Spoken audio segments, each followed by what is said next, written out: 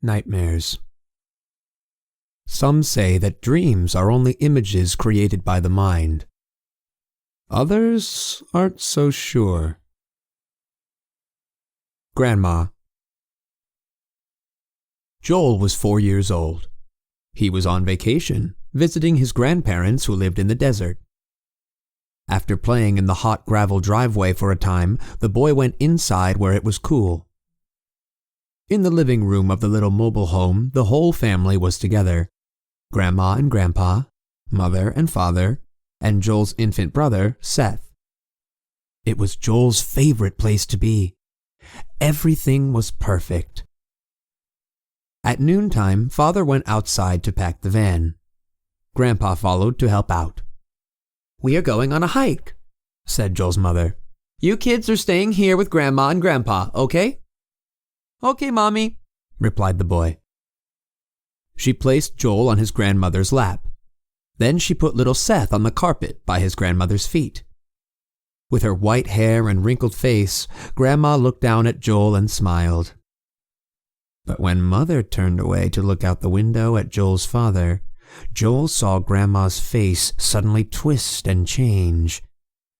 There before him, she became a horrifying and demonic pig with razor-sharp teeth and tiny glowing red eyes which were staring back at point-blank range. The motionless, glaring face was only inches away, and it filled the boy's entire view. Sitting on Grandma's lap, pressed against her body, Joel was so afraid that he could not even breathe. All he could do was look to his mother. But when Mother turned back from the window, Grandma's face became normal again in an instant. Mother never saw what happened, and neither did Seth, who was on the floor playing with blocks. Mother quickly waved goodbye and left through the sliding glass door. Terrified, Joel could not even whimper, let alone call to his mother for help. Joel and his baby brother Seth were all alone now with Grandma, whose grip had begun to tighten. With her white hair and normal wrinkled face, she looked down at Joel and smiled. Clipping. 10-year-old Stephen Pugh had stayed up all night, unable to sleep. He was too excited for his family's trip to the amusement park. By morning, however, he was bursting with energy and felt a great sense of wonder and anticipation for the day to come. When the car pulled into the enormous lot, the entire family climbed out and stretched their limbs.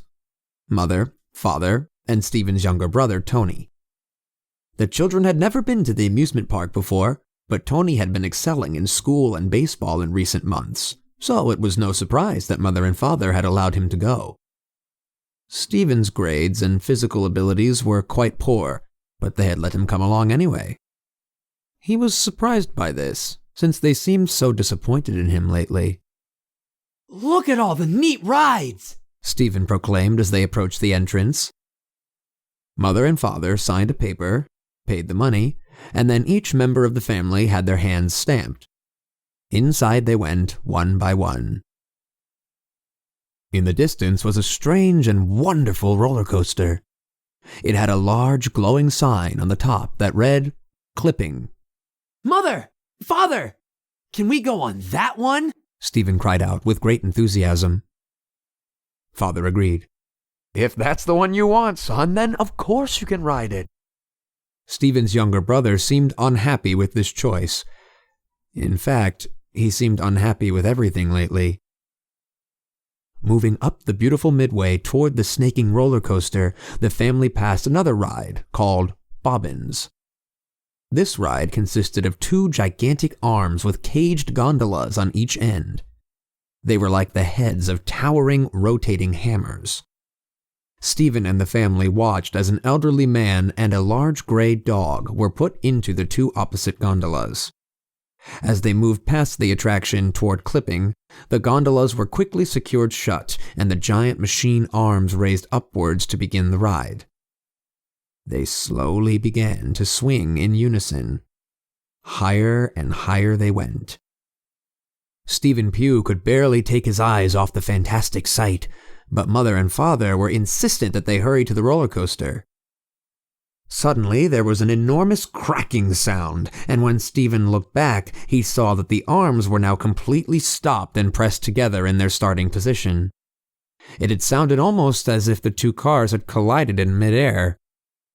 Stephen saw the old man and the dog being lifted out of the carriages, but they were not moving at all. They were asleep now. The sight made Stephen feel very strange. As the family continued on, clipping loomed in front of them. Stephen was so excited to ride on his first roller coaster that for a moment he almost completely forgot about the old man and the dog. But entering the gate to the non-existent line, Stephen suddenly got a bad feeling. He turned to his family, who had stopped in their tracks behind him. "Mother? Father?" he asked. "Why do dogs and old people go on the rides here?" Mother and father hesitated. They both gazed down upon him. Tony just looked away. "Son," father said, kneeling down to the boy, "everyone has their usefulness. Everyone and everything. But when you stop contributing to the family unit, to society, well, then it's time to come to the amusement park. It's just easier that way. It's a good thing." "I don't understand. Aren't you coming?" the boy asked, looking at his family who had stopped there just before the ride. No, we'll just watch," father said, half smiling. "This ride is only for you. Honestly, the amusement park was always just for you. This is your place, buddy." Mother chimed in. "Don't worry, Stephen. They make it fun, and the ride is over very fast. You don't have to be afraid. You won't feel a thing." The boy didn't understand what they were saying. Mother and father gently pushed Stephen through the gates toward the roller coaster train, which was just pulling up. Inside, ready to get off, was another boy. He was slumped over, and his eyes were closed. His face was severely deformed. He seemed to have been disabled from birth. He was asleep now. The boy's parents stood waiting at the ride's exit. Between them was a small, empty wheelchair. The Timeout Corner. On a cold January night, two brothers played with their toy trucks on the brown shag carpet in their living room. An old lamp cast a warm yellowish glow on Paul, age 3, and Lee, age 7. Downstairs in the basement, their parents were having a party with friends and showing slides from their most recent trip to the lake. As time went on, the boys began to feel more and more isolated from the others. The upstairs rooms and hallways were completely dark. Everything was dark, except for the pool of light in the living room. Paul, in his little one-piece pajama suit, suddenly stopped pushing the red fire engine and began rubbing his eyes and whining. "What's wrong?" Lee asked his brother. Paul replied, "I'm scared." Lee wanted to tell his brother not to be afraid. He wanted to show that he wasn't a baby like Paul. But Lee was also afraid. "I want Mommy," said Paul. "You can't go downstairs," explained Lee. "We have to play up here until the slides are over." Paul shook his head, frowning. "I don't care. I'm scared. I want Mommy and Daddy." Lee tried to laugh. "What are you afraid of?" Paul, still rubbing his eyes, reached out his little hand, pointing to the small nook in the living room that disappeared around the corner and into the darkness. Hidden in the nook was an old back door that hardly anyone ever used. It was where the children were sent to sit when they were naughty or disobedient. Lee's anxiety level climbed higher than before. He tried to hide it, but he felt it too. A strange presence. It was as though something was there with them, as though something was watching them. Something hiding around the corner in the darkened timeout room. Something that had just come in through the old back door. No, thought Lee. Paul is just scared. I'm scared too, but there's nothing there. It's all my imagination. I'm big now. I can't be like Paul." Just when Lee was about to tell his baby brother not to be afraid, that it was only his imagination, the lamp flashed and the bulb went out. Now the only light was the faint, fuzzy glow coming from the basement, through the kitchen and down the hall. Paul grabbed on to his older brother and began crying softly. "Shh," whispered Lee. "It's just the light. It burned out." Lee's anxiety intensified. Something was happening. He felt an immediate need to take his brother downstairs to the grown-ups, but he was unable to move. The two could only sit there, motionless in the dark. It was then that they heard it. A bizarre sound. A sound coming from the timeout area. There was something there, hidden around the corner in the nook. Lee and Paul froze, paralyzed with fear. They both knew that the only thing they could do was to go to the basement. The adults could protect them from anything. The bad feeling would go away, and they would be safe if they could only find the strength to go to the basement. But they could not move. Facing the timeout corner, the children's eyes slowly began to adjust to the darkness. For a time, there was nothing there, and all was quiet. But then, they saw it. A sight that instantly sucked the air out of their lungs and made their bodies freeze like ice. There appeared a head peering out from around the corner. But it was black and rectangular. A rectangle head with triangle eyes. A head with a long neck and metal eyebrows that were upturned in extreme anger. The whole thing began to vibrate in a blur, then retracted back behind the corner. For a moment, there was only the sound of Lee making a tiny, involuntary whine. This was followed by several moments of deafening silence. Then it happened. The entire horrifying thing exploded out from behind the wall and darted violently toward them. It lunged forward, reaching out with a long, black, claw-like appendage. Without even realizing it, Lee had already grabbed his brother by the hand and was running faster than he ever had before, out of the living room and into the kitchen. But it was coming, following directly behind, and moving at an incredible speed. A living machine, black and skeletal, with boxy, bulging sections. The boys shot down the hall, the hideous thing directly behind them. Lee pivoted left toward the steep steps to the basement. Paul was screaming and screaming.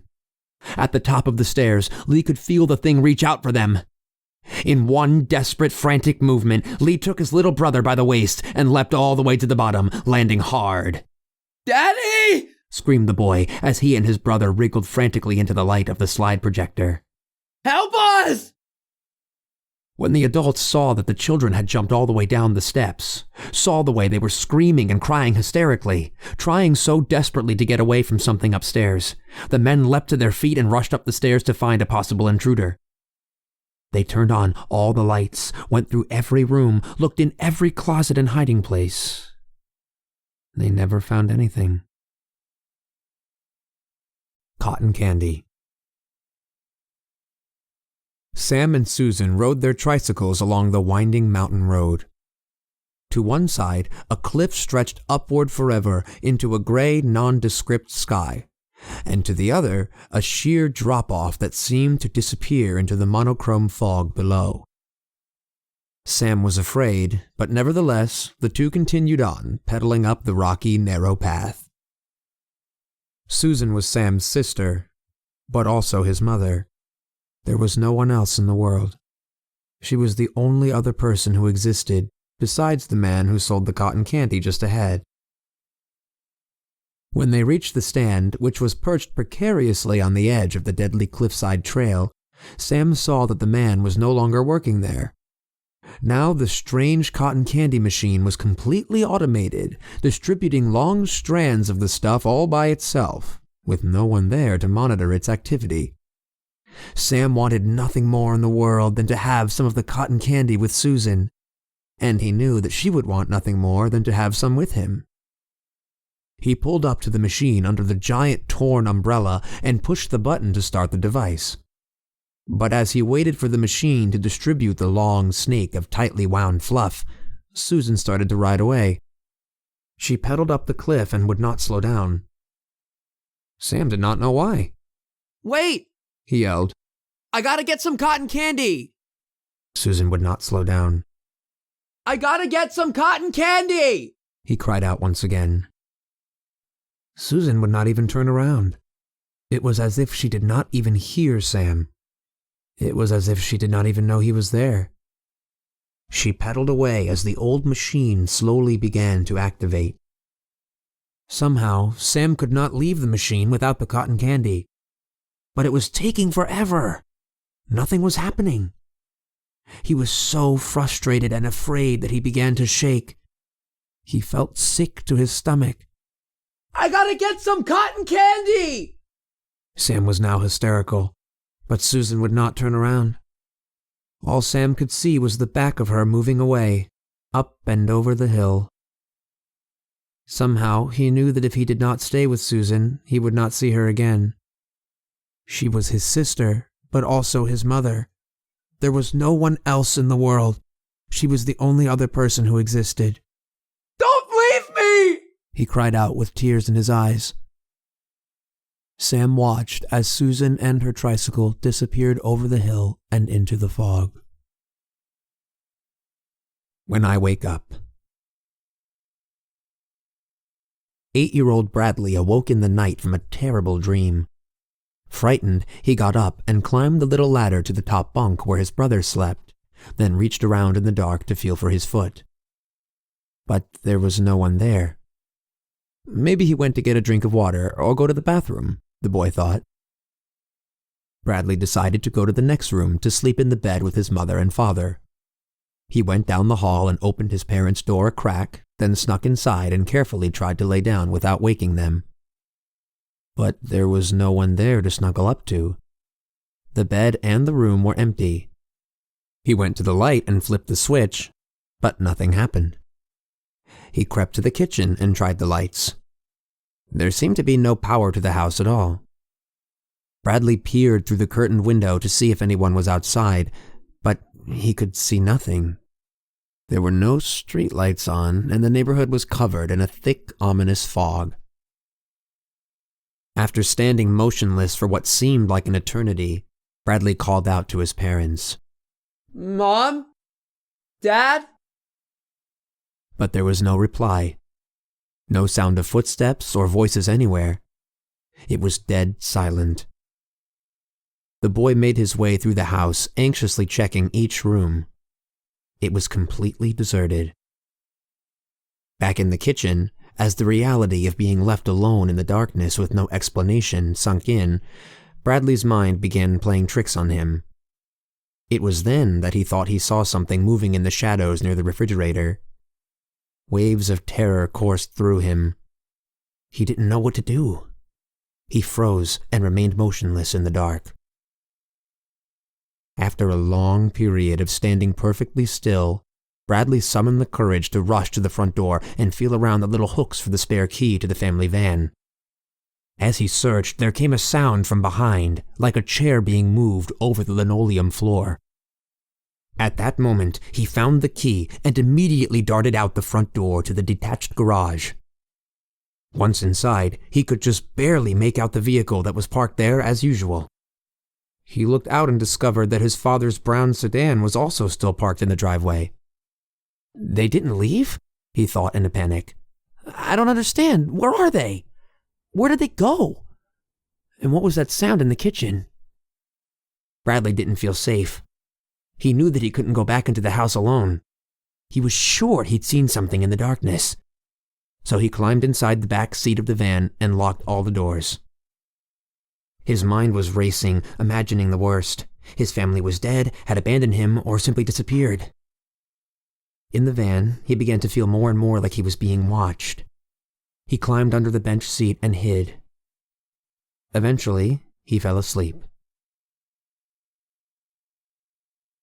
When Bradley awoke, he found he was in his bedroom on the bottom bunk. It was all just a terrible dream, he thought. He was so disturbed by the experience that he got up, climbed the little ladder to the top where his brother slept, and then reached around in the dark to feel his brother's foot. But there was no one there. He ran to his parents' room.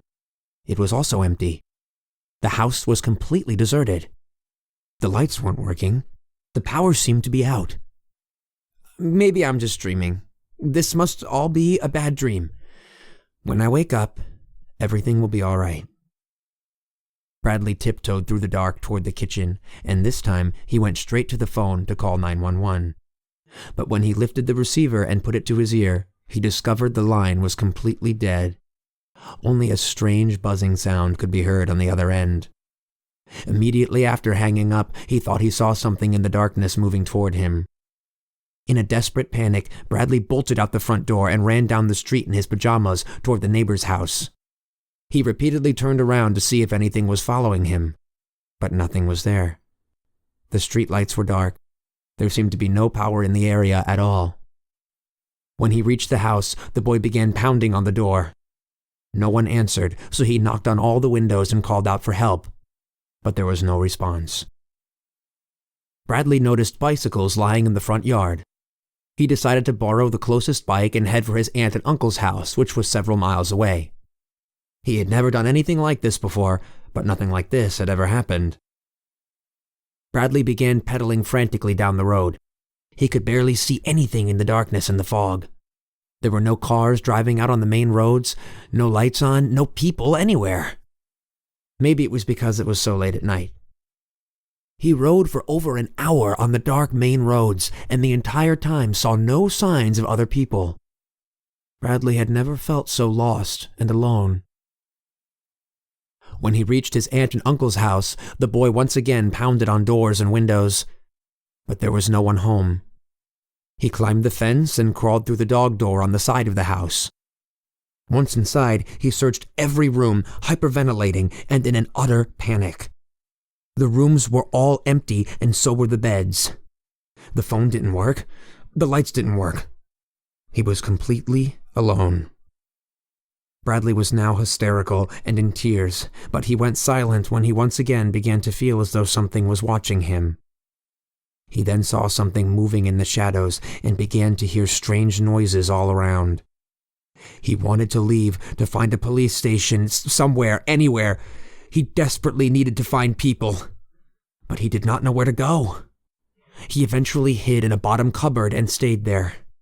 He curled up in a ball, trembling in the pitch black, hiding from the buzzing and humming sounds and from the moving shadows that were all around him.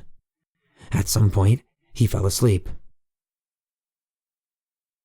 When Bradley awoke, he found himself back in his bunk bed at home. He listened for his brother's breathing. There was no sound whatsoever.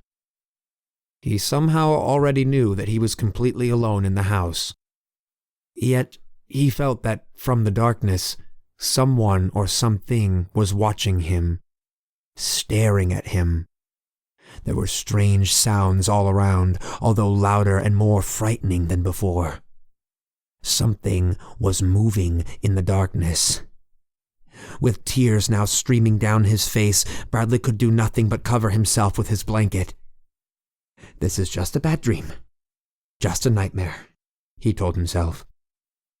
"When I wake up, everything will be all right."